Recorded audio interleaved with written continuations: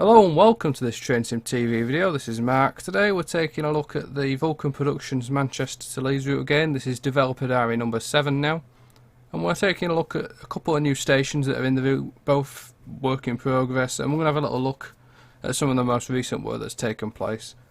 On the screen now you can see quite clearly this is Stalybridge. This is probably the most recent, I think, station that Callum's done to a more complete standard. It's not finished yet, there's still all the little stops car signs and stuff to go in along the station, a lot of small fittings, but the model itself is largely done.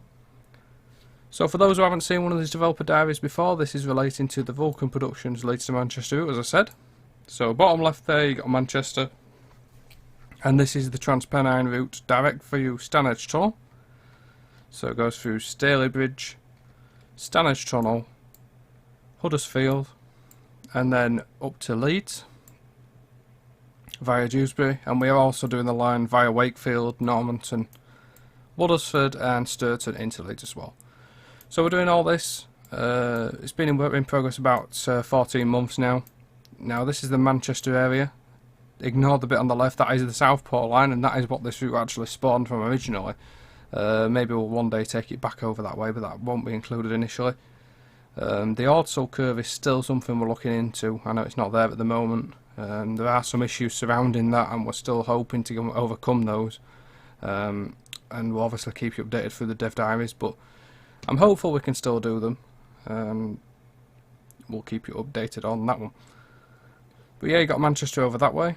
Stalybridge is where we are now, so we're here.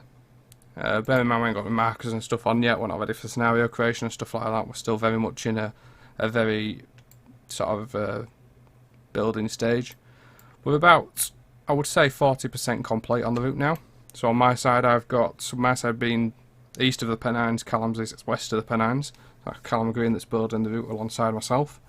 So on the east side of the Pennines I've got most of the way from Mirfield to Leeds via Wakefield complete. So that's about 15 or so miles. And Callum has sort of done most of the scenery between Diggle and Stalybridge, although there's still some work to be done, as you'll see in a few minutes, because I'll show you up towards Diggle.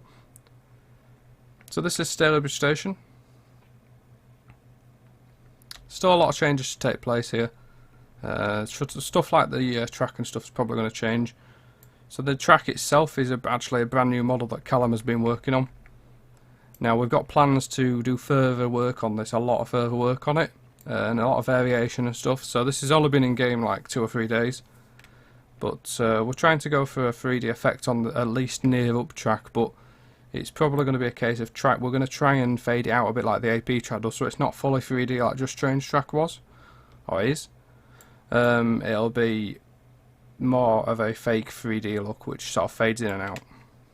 And we're looking at other options as well, so patches, there'll probably be a patch for the AP pack for those who still prefer the AP pack, and there'll probably be a patch to try and change this track to a full 3D or 2D or something like that, but at the moment we're looking at a fake 3D being the main sort of option. So again, this is Stalybridge. We're looking at, you got the famous cafe on the station with its menus and stuff. Those that those people that have downloaded the Northern Lines Electric from Vulcan Productions will know about Callum loving to do his little cafe menus. They're actually there in real life, and he's got that. They get in my belly. Pepperoni, ham, spice, beef, salami, mozzarella and jalapeno. But yeah, we've got all the 4 menus on there. So down the back it's pretty basic, it's just a normal station building down the back, nothing special on that side. Signalling has been done up this section, so we've got the banner repeaters and the signals on the gantry up there. And over this side you've got the subway, which goes down underneath, and other details such as the lift shaft. And then in this direction towards Manchester, so you got the junction just here where the lines split off, and I've left a test train down there with a class 37, but you can sort of see where it goes. Now the oil siding isn't in yet, that's got to go back in yet. Work in progress around here. You can see there's bits floating and stuff like that, and that's because Callum's recently changed from the Armstrong Powerhouse track patch, and we'll be building to fit our track rather than that. So the AP track is sort of wider and deeper and stuff, so it ends up with the some bits floating, so the way that we're going to do it is going to build it around our track. And the plan is to make all DTG original track defunct.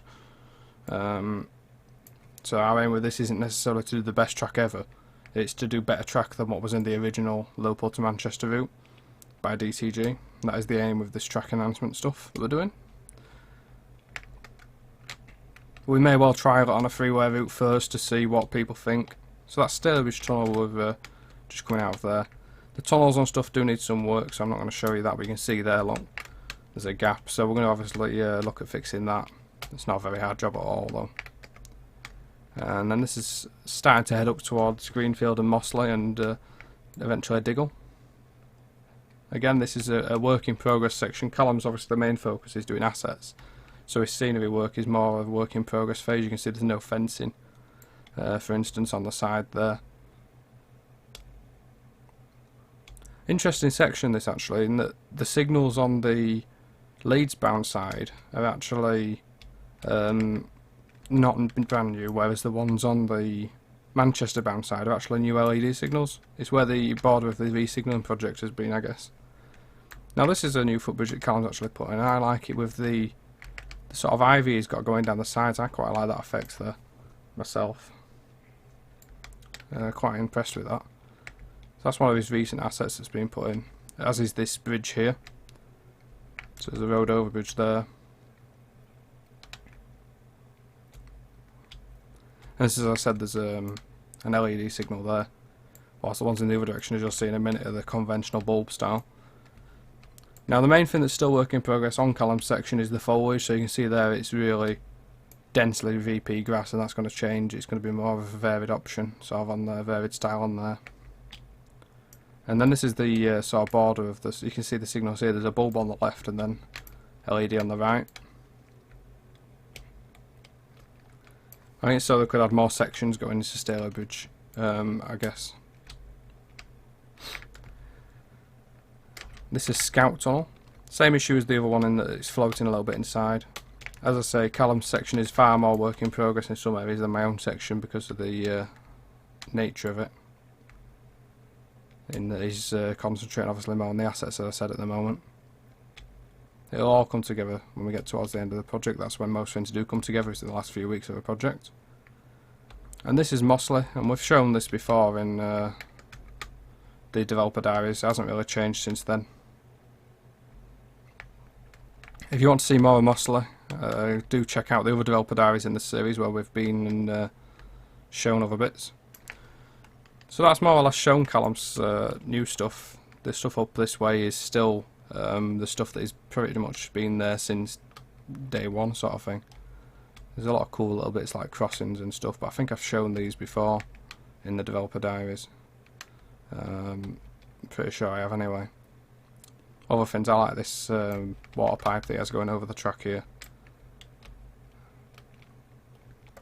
And again, it's sort of very much a work in progress feel to it. So we've taken a look at Callum's section there. I'm not going to go all the way up because it's been seen in the other developer diaries, as I say. Those that have been watching all of these won't want to necessarily see the exact same thing over and over again. So we've just shown there from Stalybridge up to around Mossley area.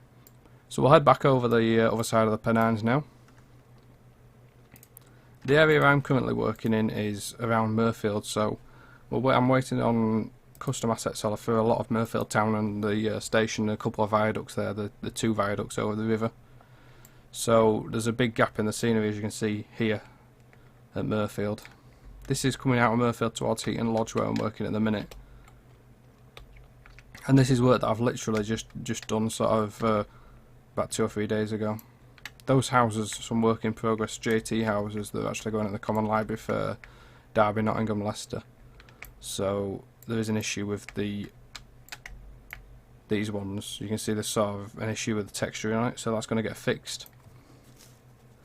And these ones aren't finished yet, but obviously they're being placed with the view that they'll be, by the time our route comes out, Nottingham, Leicester will have been out a long time, because our route's not planned to be out in the next sort of year at least, I would imagine. If we're out within the next 18 months, I think we're doing quite well. We're not rushing it.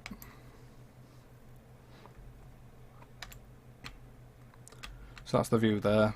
And then that way is Heaton Lodge. So we're down this way now towards Ravensthorpe. I've got another train, a test train there that I've placed just for testing gauging and stuff. And then this is heading towards Mirfield. I think it's Mirfield East Junction in the cutting here.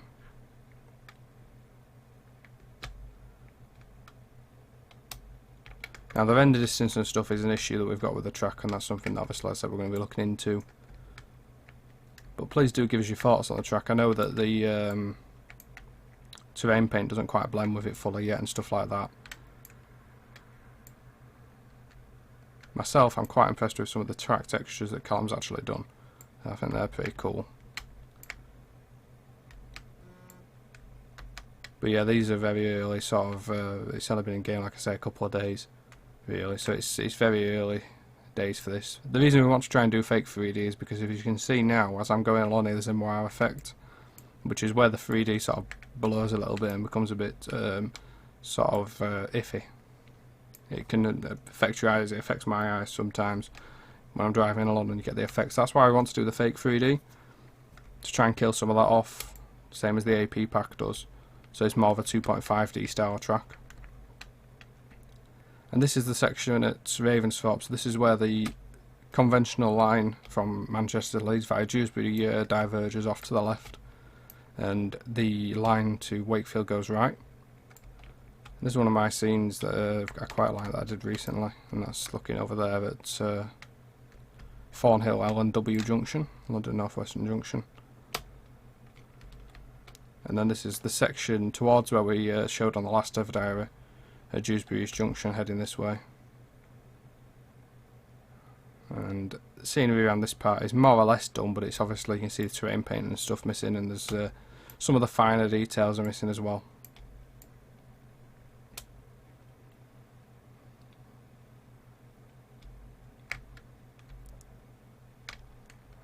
And this is now coming into the cutting just before Dewsbury East Junction, which is, as I said, that is where we showed to last time we came along the route.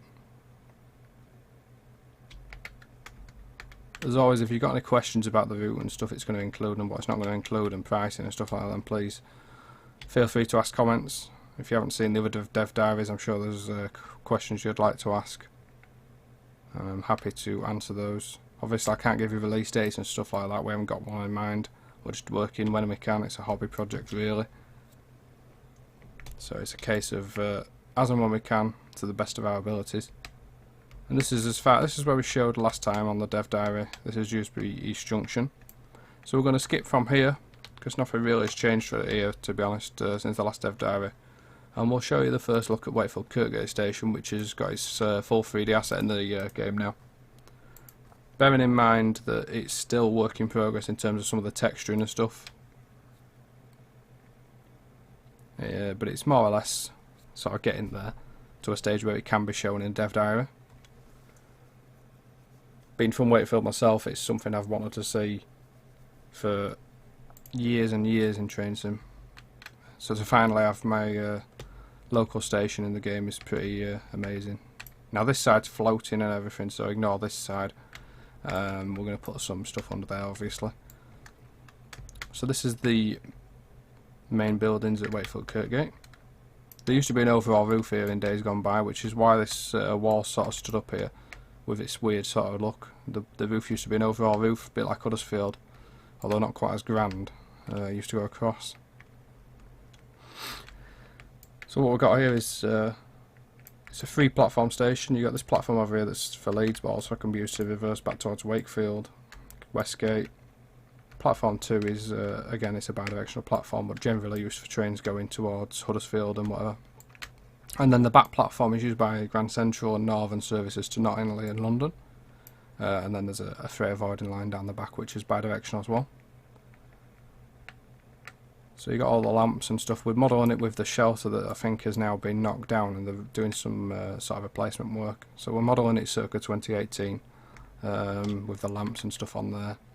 New benches that Callum's made, signage and stuff like that. Got the mosque over there overlooking the station, because you can see that from the platforms as well. The subway goes down underneath. It's just blanked off at the bottom because there's no real need for it to be there.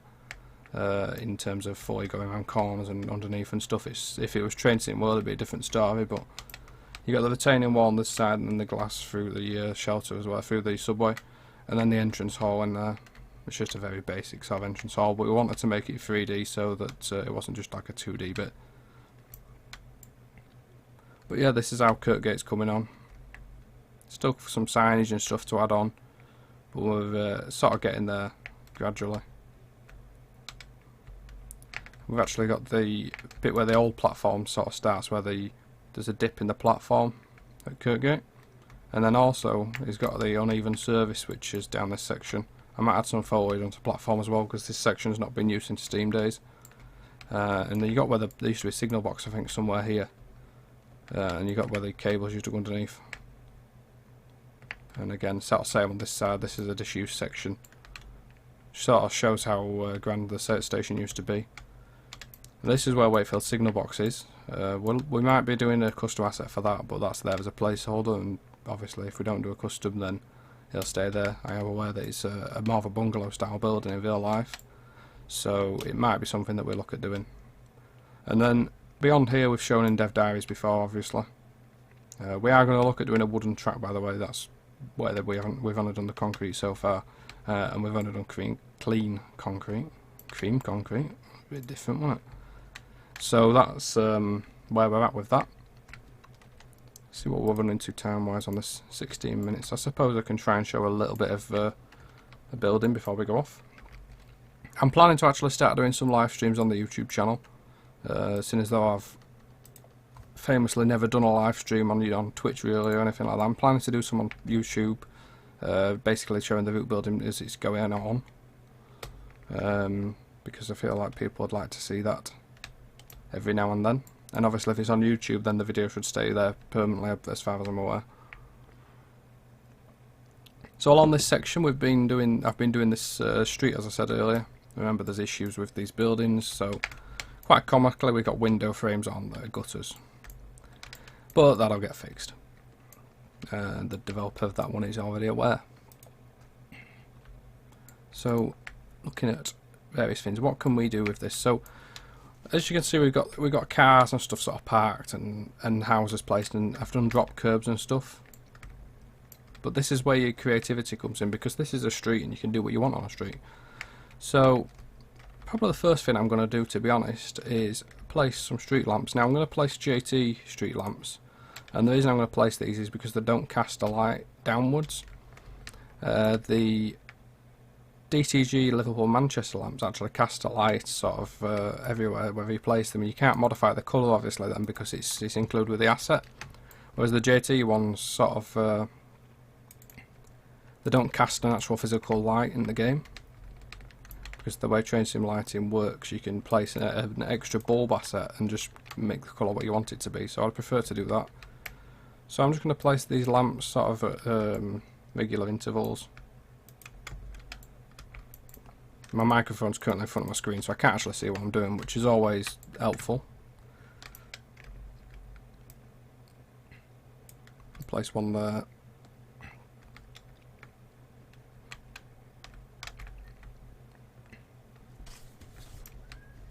Another one here. Just check the rotation's okay, because you don't want it to be facing opposite or wrong direction, like away from the road or skewed or whatever. Place one opposite this road junction. Nice for a boy racer to go and whack straight into that, no doubt. Well, it wouldn't be nice, but I'm sure that's what would probably end up happening.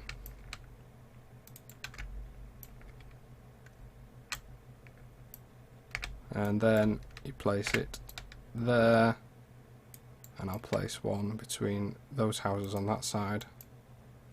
Now I'm not going to go right around the block with these. The idea is that you don't need to place them all the way around the entire block. So place them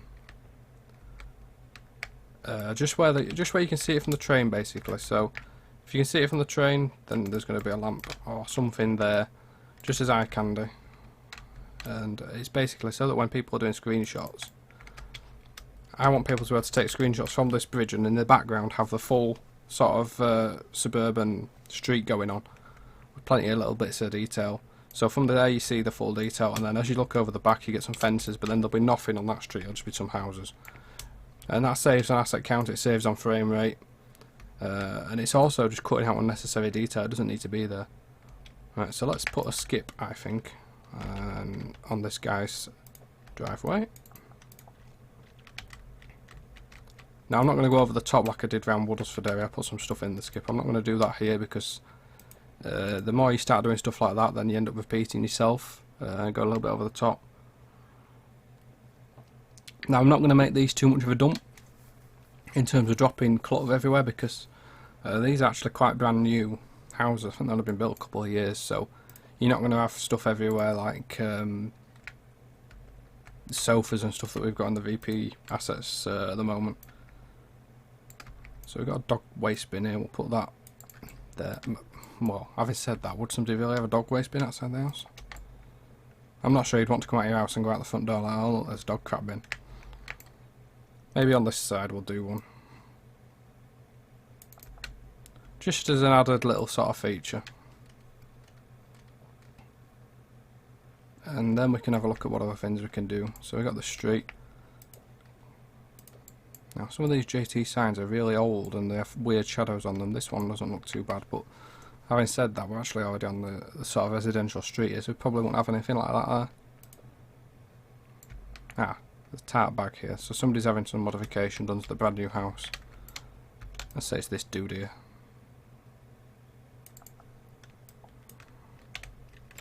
That's another little thing just added in. Now what would be good along here, I think, is some bins. Ah, wheel bin large.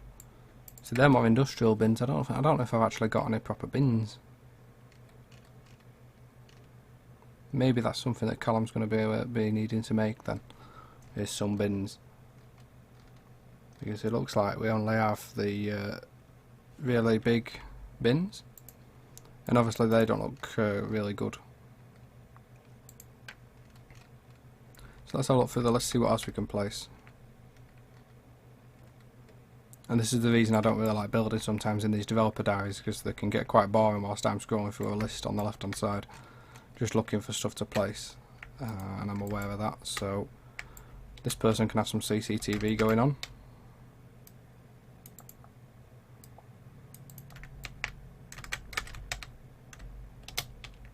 Because why wouldn't you? A lot of people do these days.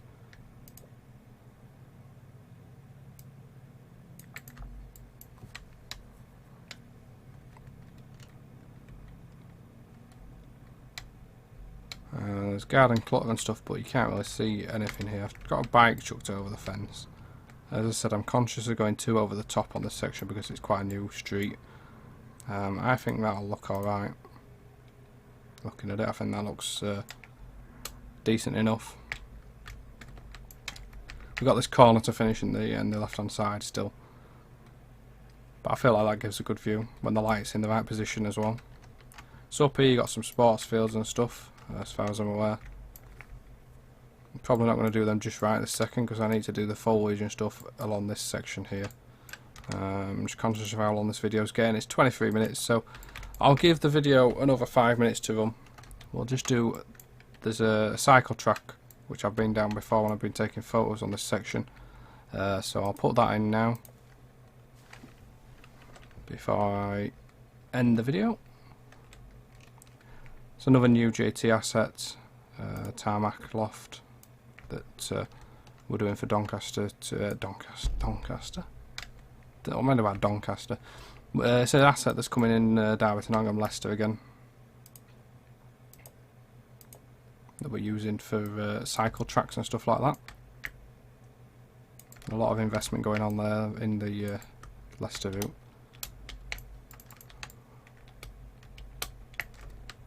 Which is always useful when we can get more assets. And stuff like this is the stuff that JT have been needing for ages, is paths and cycle tracks and stuff like that.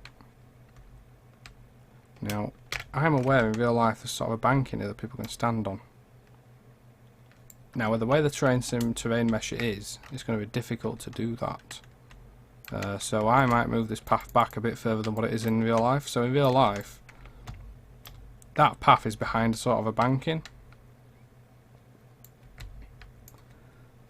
Could try and cover it with artificial embankment, because there are some in here somewhere. I believe anyway.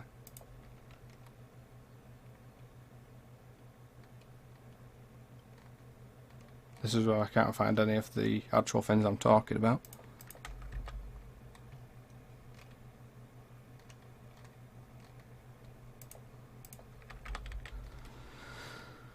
Grass embankment there, we'll try. Oh no, not that one. It's not that one actually at all.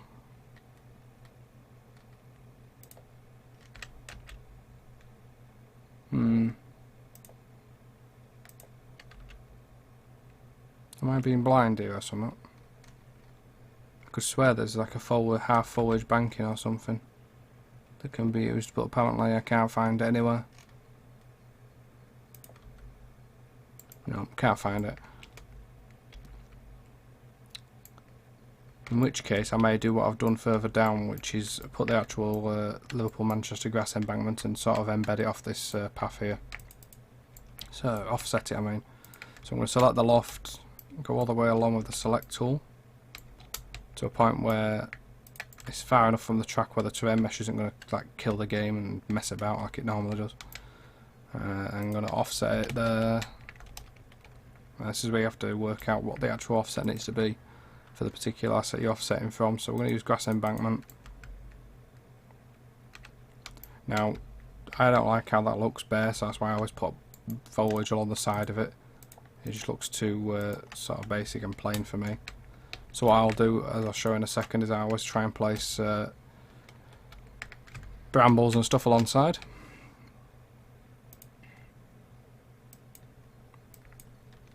I'm just going to lower that into position now. I moved it across to the correct sort of area.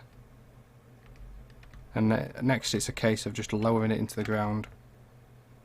Making sure it's flush and everything around here with this set of the bridge banking and stuff. Which it is. And that there's no bits poking through, which there isn't, which is good. Now I need to look for bits that's floating of the road, which is that bit there. This will be where it won't offset properly, I bet. Oh, it's done it. On to a winner, guys. It's alright. So we're just going to do this section there.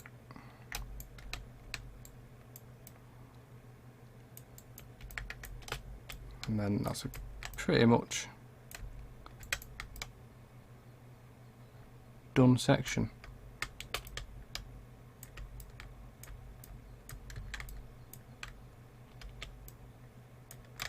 Now you got bits now poking through like you see here, so what I'm going to do is going to use the terrain select tool.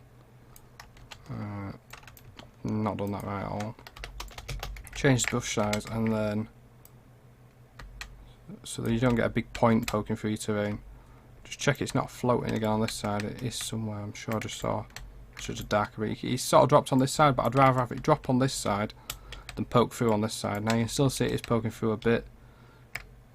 And that is in some ways just the nature of train sim, unfortunately, with this crappy terrain mesh and how sort of hard it can be to work with. So you can try and lower that bit, but it's still plain silly buggers.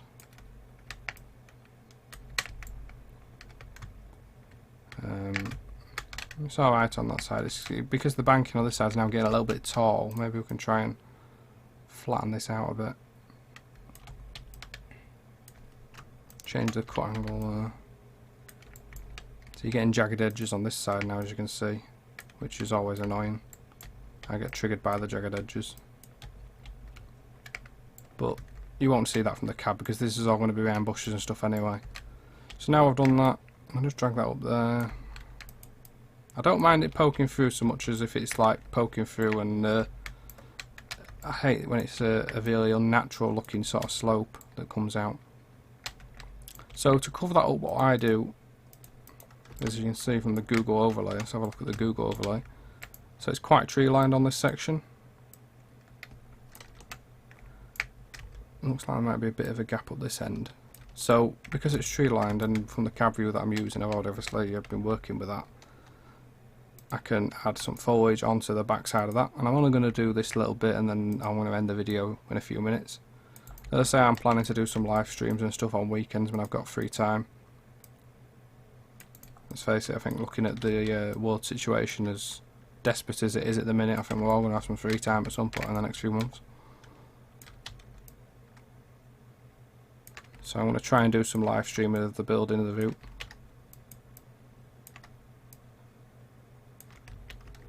So we're just putting the grass embankments large, and I'm rotating them so they're in position that I want them to be in. Just manipulate the rotation of it so it sits nicely on the banking, and then you can break it up with other things. I mean, you'll find that it does still repeat a little bit, but then when it's hidden behind trees and stuff, you won't really notice it at all. And then what I'm going to do once I've done this, I'm going to offset a fence on the top of there as well. And then up to where the path sort of breaks away a little bit anyway. So we've got that bit in there. And that's where I'm going to leave that section. So I'm just focusing on this side of the track. And I'm just going to do this little bit because there's no way in one video I could do all this section.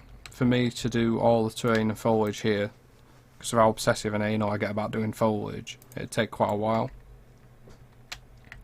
It usually takes, for a section like this, it'll probably take me an hour to do the foliage because of the way I try and do all the trees and everything. As it's a fairly tree line section, it might be a bit less than that. It depends on the sort of nature of it in terms of how long it takes.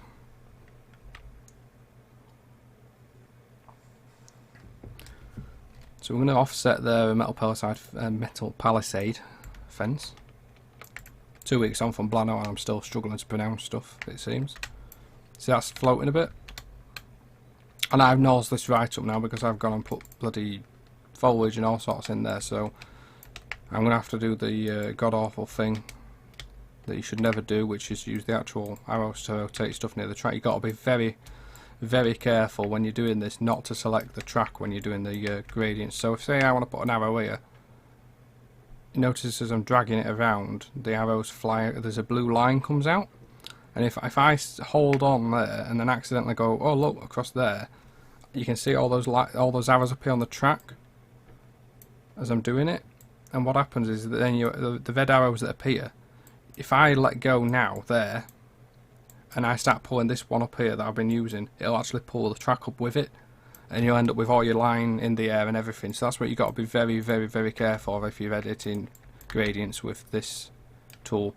To stop doing that, to cancel that selection off, I just show with the red thing there, you just right click, don't do anything else, just right click, go back and do your arrow again on this original loft. Just be careful when you're ever near track that you don't do that. I mean, I've wrecked routes in the past when I've done that, because what it can do is that it can ruin your track and cause your track to float for miles and just stay at a constant gradient, and you'll destroy everything. And that's why it's so important when you're doing route building to back up regularly. Generally speaking, I back up nearly every day with my work. If I forget to do it, then if I don't back up, then it's because I've forgotten, generally speaking. Just habit of practice over the years and the amount of stuff that I've lost over the years as well. Because it happens to everybody. It's very easy done, and it's one of those things that even when you're an experienced builder, you can still take time to grow out of.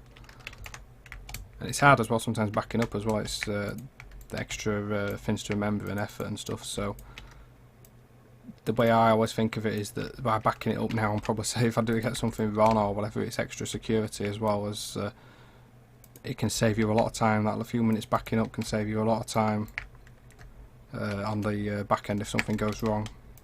9 times out of 10 you'll find as your experience grows that stuff generally doesn't go wrong. And the game these days is pretty stable, but there's still a lot of things that can go wrong, do on a regular basis. I'm just going to load the cab view up here, and then I'm going to end this video in a few minutes. I know I've been saying that for like 15 minutes now. Just logging onto YouTube to find the cab ride that I'm using.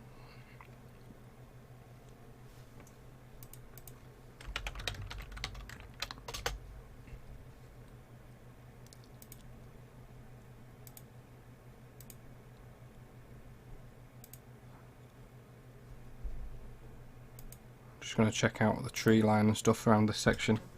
So it's a pretty constant sort of tree line. With a lot of bushes and stuff going on. It's not that high of a tree line, that I will say. Oh, wrong thing, pressed the wrong button. So I'm going to put the bushes down the front here. It's sort of a lot of bushes down there, and then it's more trees on the actual banking itself. It's a pretty much constant line of trees. So I'm just placing the VP bushes and stuff at the minute. And as you can see, it is a constant line down there. Now what I'll do is when I get to placing the trees, I'm going to randomise it a bit. I'm just twisting these rows as well so they're not all the same, so you don't end up with the same looking tree bush rows and stuff. Even though you are placing set lines, unlike most like DTG routes and stuff, only have 3 set lines, and then anything else has to be placed manually if you want any dynamic sort of look to your foliage. The way that I try and do my foliage, I try and make it so that most parts of the route have a unique feel to them or look a little bit different. So I'm going to put in an oak tree here, and I'm probably, to be honest, going to go to the end of here placing individual trees, just so it varies it up. It's, like I said, it's a pretty low sort of tree line, so I'll put an elm in here. Maybe a further update to the tree pack at some stage in the near future as well. It's something to be decided. We might be adding some more stuff to it, depends if Ash can find the time to do it. So I'm going to place now another tree line, so that's tree line number 6 that I'm placing in. And it's just, the reason I'm doing this is just to vary up how it sort of looks, so that it's not just one constant line. It's got little bits, what I like to call a dynamic foliage, in terms of it's not linear and it doesn't all look the same. So you don't just permanently look like you're driving through an avenue of trees that all look the exact same as the entire way along the route, because some routes do suffer from that, because you know, you're either under a tight time schedule or you're just rushing, or you don't appreciate doing it properly. In my opinion, that's the way it should be done, is that it should always have some elements of difference to it. And by doing it that way, you start making your route more unique.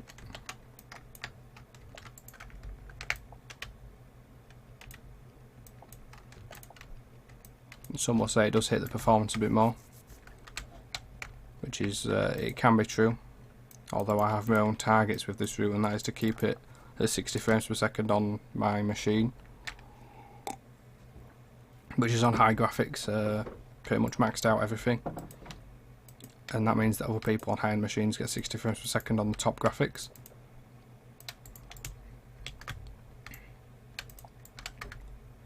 Top graphics setting, that is. Generally all users across virtually all the routes should get at least 30 frames per second on a decent computer, 40 frames per second on a decent computer. On a gaming computer you should be easily getting 60 frames, really. Route really won't be recommended for people on like laptops and stuff with internal graphics cards, but then no route and train sim is really recommended for that. In terms of how demanding it is on your system, it'll probably be more demanding than a DTG route, but it shouldn't be excessively so. That's the way I'm looking at it. I'll show you in a second a section where the scenery is done, the target 60 frames per second idea. It's just loading stuff in at the minute, so bear in mind that. And I'm also running the, there you go. So now it's settled there at 60, between 60 and 70 frames per second. It's settled at there, and that's the plan going forward for the whole thing. You've got quite a lot of scenery in that view. I'm going to try and keep everything up close to track, really detailed. Then as you get further away, just basic detail, because at the end of the day, 95% people will probably only see what you see from the cab anyway. And that's the general thinking behind what we're doing here.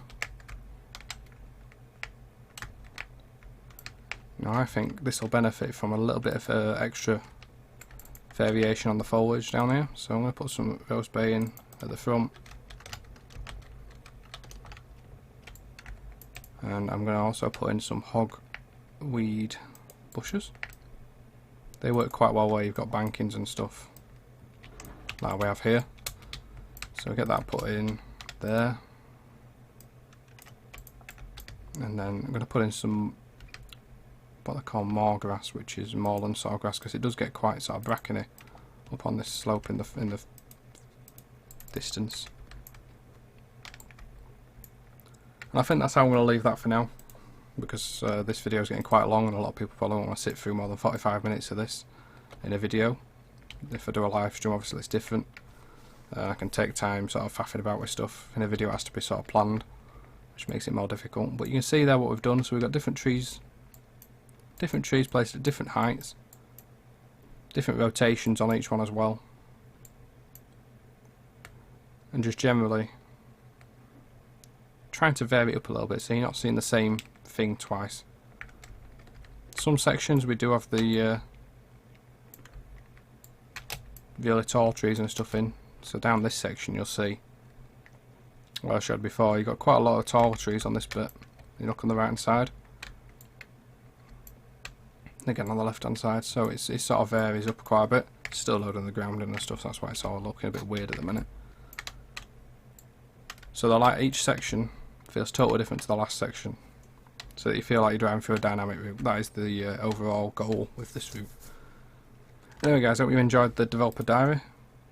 Don't forget you can keep an eye on progress when I do post some. I haven't posted any for a while, but you can keep an eye on progress on the Vulcan Productions Facebook page. And also Train Sim TV is going to start showing this route a little bit in the future, hopefully. It's going to be a case of when we get to a stage where we can feel like it can be driven. Please do like and subscribe and comment if you've got any questions. We also always appreciate your involvement. And thanks very much for watching guys. See you later. Goodbye.